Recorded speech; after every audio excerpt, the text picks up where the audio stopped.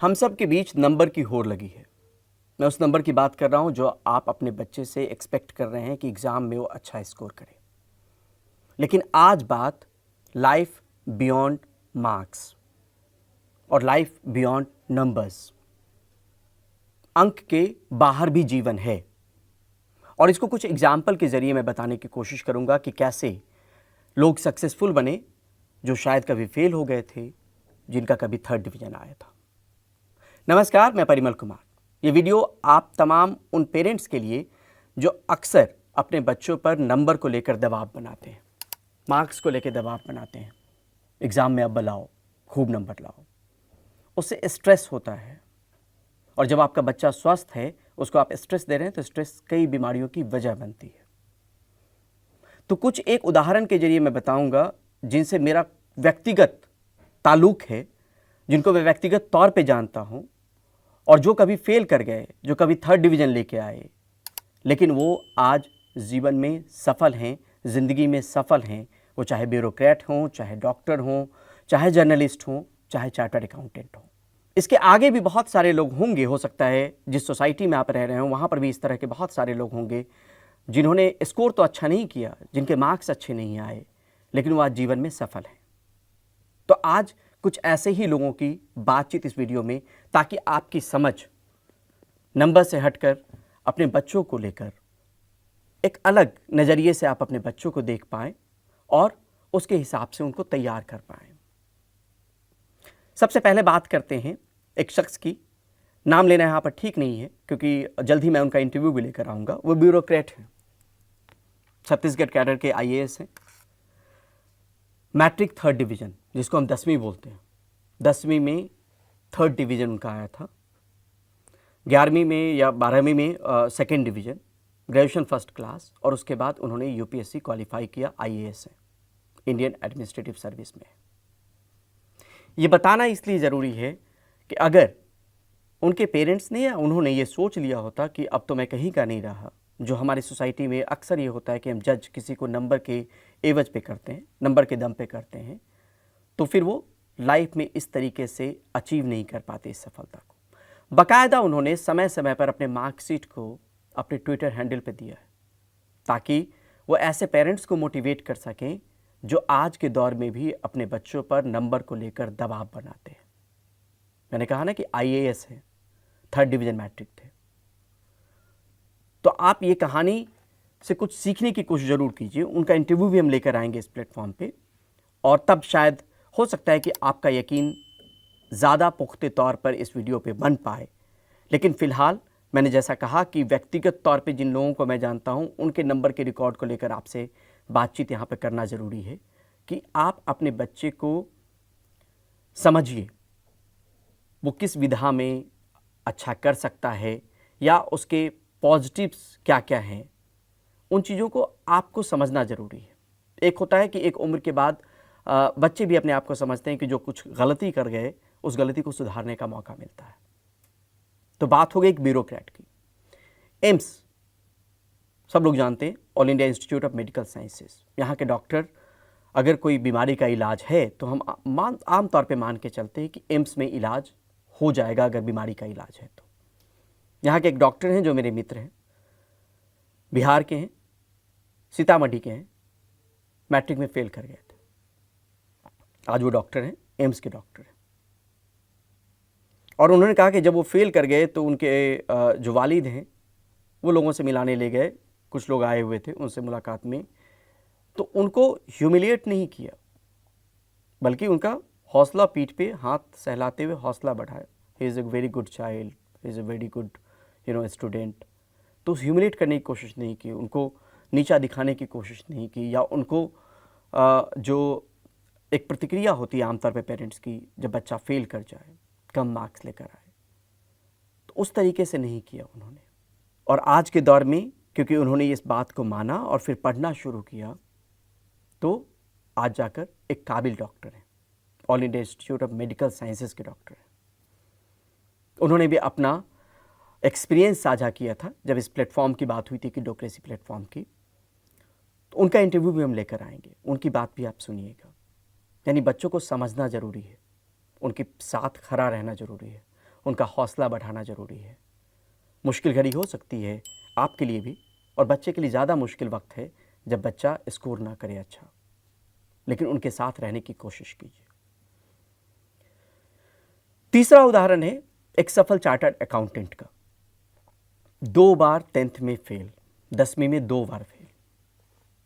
इस प्लेटफॉर्म पे उनका वीडियो भी मौजूद है। गिरधर ठाकुर दरभंगा के हैं और 2 बार 10वीं में फेल करने के बाद तीसरी बार 10वीं में 3rd डिवीज़न से पास हुए। आज एक सफल चार्टर्ड अकाउंटेंट है। सफल मैं इसलिए कह रहा हूँ कि सिर्फ दिल्ली में दफ्तर नहीं है जहाँ पे बहुत सारे एम्प्लॉय उनके अंदर में काम करते हैं, बल्कि देश के अलग अलग जो राज्य हैं वहाँ पर भी उन्होंने अपना कंसल्टेंसी खोल रखा है। अगर ये सब नंबर का रोना लेके बैठ जाते या उनके पेरेंट्स नंबर का रोना लेके बैठ जाते तो ब्यूरोक्रेट की बात हो गई, डॉक्टर की बात हो गई, चार्टर्ड अकाउंटेंट की बात हो गई, वो शायद इस तरीके से अपनी ज़िंदगी में सफल नहीं हो पाते। हम सामाजिक प्रेशर पे बहुत ज़्यादा दबाव में आ जाते हैं। जो सोसाइटी होती है, जो समाज होता है, अगल बगल वाले क्या कहेंगे, दोस्त यार क्या कहेंगे, बच्चा फेल कर गया, बच्चा कम नंबर लेके आया। नंबर से मत आंकिए। अगर नंबर से अगर आपको देखना है तो आप जब कभी पढ़ रहे होंगे और उसके जो टॉपर्स होंगे, तो क्या सभी टॉपर लाइफ में भी उसी तरीके से उन्होंने अव्वल स्कोर किया, अचीव किया, उनका गोल उसी तरीके का है, करियर उन्होंने क्या उसी तरीके से बना पाया? नहीं। बहुत सारी परिस्थितियां होती हैं, उस परिस्थिति को भी समझना पड़ेगा।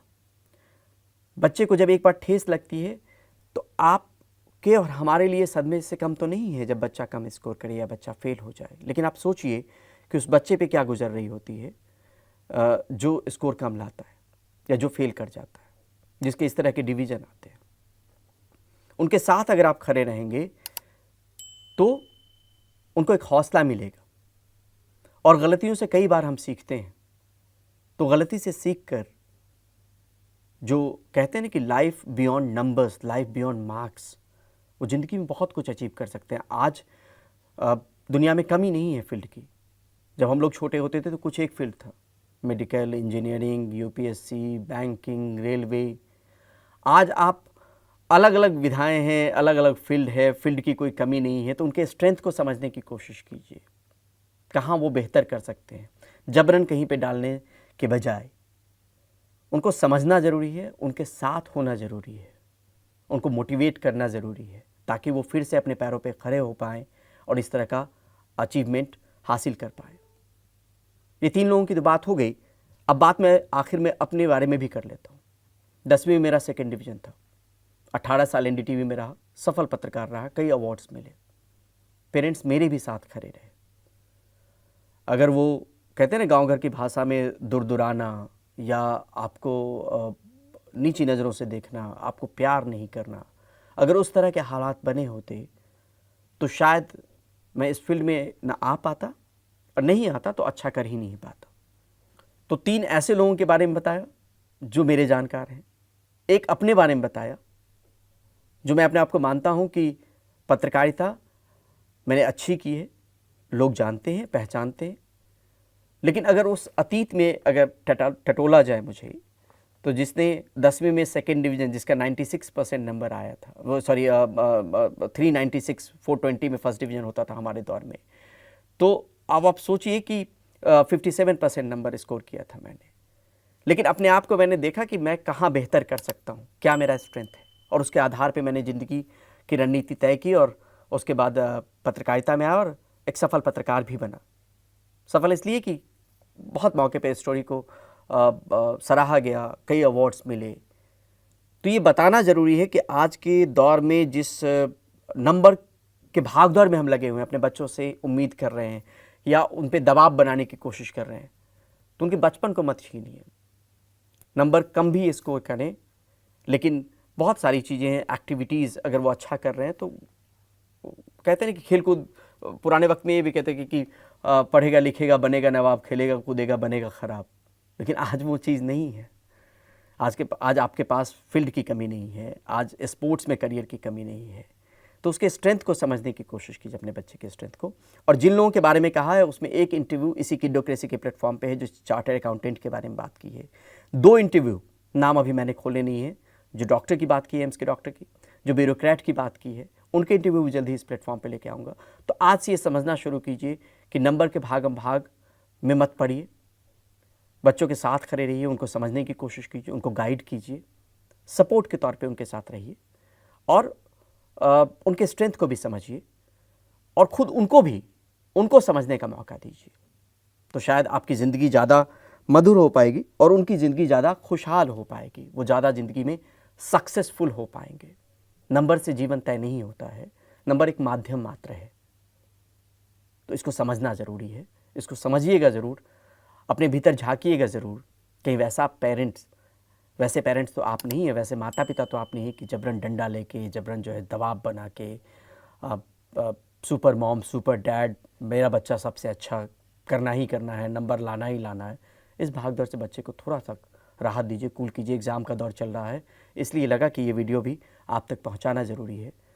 शायद हो सकता है कि इस वीडियो से आपकी थोड़ी बहुत सोच में बदल पाऊँ, क्योंकि बदलना तो आपको है, समझना आपको है। तो अपने अतीत में जाके एक बार ज़रूर अपने स्कूल डेज़ को याद कीजिएगा और उन टॉपर्स को ध्यान में लाइएगा जो कल को टॉपर थे। क्या सभी वो टॉपर जो अचीवर्स थे आज ज़िंदगी में अचीवर हैं क्या? जाते जाते आप तमाम लोगों से गुजारिश कि इस प्लेटफॉर्म पे अगर आप नए हैं तो तमाम वीडियोस को देखिए, स्क्रॉल डाउन कीजिए, आपको वीडियो आपके मतलब के ज़रूर लगेंगे। एक कोशिश की है एनडीटीवी के बाद इस किडोक्रेसी प्लेटफॉर्म के जरिए कि पेरेंट्स को कुछ कंट्रीब्यूट कर पाएँ, कुछ दे पाएँ, रिसर्च के आधार पे, व्यक्तिगत अनुभव के आधार पे, जो जानकार हैं उनसे बातचीत के आधार पे। तो बहुत सारे वीडियोज़ इस प्लेटफॉर्म पे है। बार बार इस प्लेटफॉर्म पे आ रहे हों और सब्सक्राइब नहीं किया हो तो सब्सक्राइब ज़रूर कीजिएगा, उससे हमारा हौसला बनेगा और इस तरह की ढेर सारी वीडियोज़ हम समय समय पर लेकर आते रहेंगे। धन्यवाद।